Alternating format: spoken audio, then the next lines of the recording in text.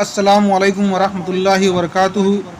मेरे अज़ीज़ तलबा व तालिबात और मेरे अज़ीज़ साथियों, मैं उम्मीद करता हूँ कि आप सभी खैरियत से होंगे। मैं आज आपके सामने एक निहायत अहम मौजू क्रिश चंद और उनके नावल के मुतालिक गुफ्तगू करूँगा। उनका नावल शिकस्त। शिकस्त क्रिश चंद का पहला नावल है। शिकस्त क्रिश चंद ने 1942 में लिखा और 1943 में साक़ी बुक डिपो दिल्ली से शाये करवाया। क्रिश चंद ने इस नावल को शाहिद अहमद दहलवी के लिए कश्मीर जाकर खल्क़ किया। टॉमस हार्डी के तर्ज पर लिखा हुआ शिकस्त इलाकाई नावल है। शिकस्त के किरदार श्याम, विंती, मोहन सिंह, चंद्रा और हिंदू धर्म का इजारादार और रिवायत परस्त पंडित स्वरूप किशन, उसका आवारा भाई बिस्ने किशन, उसका बेटा दुर्गादास, अली जो तहसीलदार है और मुलाजिम हुसैन वगैरह इसके अहम किरदार हैं। शिकस्त के मरकज़ी किरदार श्याम, विंती, मोहन सिंह और चंद्रा, जिनकी मोहब्बतें समाज की मुख्तलिफ नाहमवारियों की जद में आकर कराहती हुई शिकस्त से दो चार हो जाती हैं। देखा जाए तो चंद्रा बेहद फ़आल, बाअज़्म और बाहिम्मत औरत है, जिसके किरदार ने शिकस्त को आबोताब और रौनक चहल पहल अता की है। बिलाशुबा चंद्रा को ही इस नावल के मरकज़ी किरदार में जगह मिलनी चाहिए। शिकस्त का मौजू दरअसल जवां दिलों की मोहब्बत का मसला है, जिसका जिम्मेदार ऐसा समाज है जहां मजहब, धर्म और अंधी रिवायत के नाम पर बुनियादी जज्बात का इस्तेहसाल किया जाता है।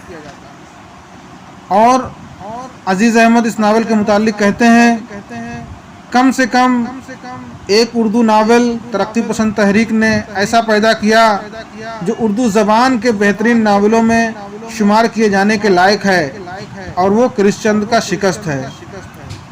शिकस्त में दो कहानियाँ एक दूसरे के मुतवाज़ी चलती हैं और इसका किस्सा मुख्तसर तौर पर आप समाअत फरमाएं।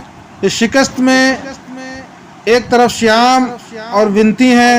श्याम विंती से मोहब्बत करता है और विंती भी इस पर जान छिड़कती है, लेकिन जब श्याम के वालिदैन उसकी रजामंदी के बगैर किसी और लड़की से उसकी शादी तय कर देते हैं तो वो बिना चूचरा उसको तस्लीम कर लेता है। फिर विंती की शादी जब ज़ोर ज़बरदस्ती से एक मजहूल लड़के से की जाती है तो वो भी किसी शदीद रद्द अमल का इजहार नहीं करती। उधर विंती जब श्याम की शादी की खबर सुनती है तो उस सदमे की ताब न लाकर एक बेबस और जख्म खोरदा औरत की तरह जान दे देती है। दूसरी तरफ नावल में चंद्रा और मोहन सिंह की दास्तान है। चंद्रा को अपने अछूतपन और गुर्बत का एहसास है, लेकिन वो अपनी बातनी तवानाई से इस एहसास पर काबू पा लेती है, जबकि मोहन सिंह एक आसूदा हाल घराने का राजपूत नौजवान है और चंद्रा खूब जानती है कि गांव वालों को उनकी मोहब्बत एक आंख नहीं भाती और वो कभी उसे पनपने नहीं देंगे। उसे ये भी खदशा है कि उसकी माँ भी उसकी मोहब्बत की मुखालफत करेगी, लेकिन वो बड़े दिल वाली है। वो ना गांव वालों की सुनने झुकती है, न अपनी माँ के खातिर में लाती है, और ना ही समाज के ठेकेदार पंडित स्वरूप किशन की परवाह करती है, बल्कि जब उसे मोहन सिंह की मोहब्बत का इसके उस पर शक होता है तो वो उसे भी मखसूस अंदाज में कह देती है, मेरे लिए तुम ही सब कुछ हो, लेकिन याद रखो अगर तुम झूठे साबित हुए तो मैं तुम्हारा गला अपने हाथों से घोंट दूंगी, मुझ में इतनी हिम्मत है। फिर श्याम जब चंद्रा से उसकी माँ और गांव वालों की मुखालफत की बात करता है तो वो चमक कर कहती है, मेरी माँ की आप फिक्र ना करें, उससे मैं खुद निपट लूँगी। जग हंसाई की मैं परवाह नहीं करती, और पंडित स्वरूप किशन बोलेगा तो मैं उसका मुंह झुलसा दूंगी।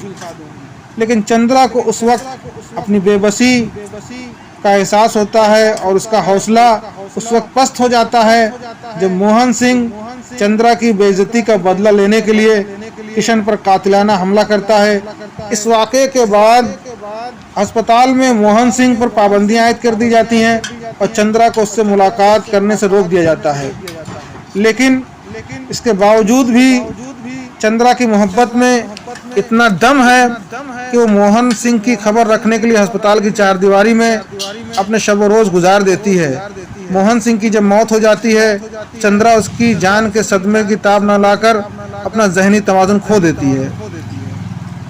तो ये शिकस्त के जो भी किरदार हैं, इनको हमें समझना होगा। और ये नावल निहायत ही जो है मशहूर हुआ और मैं समझता हूँ कि हमारी गुफ्तगू इस नावल को समझने के लिए मुआविन साबित होगी। बहुत बहुत शुक्रिया।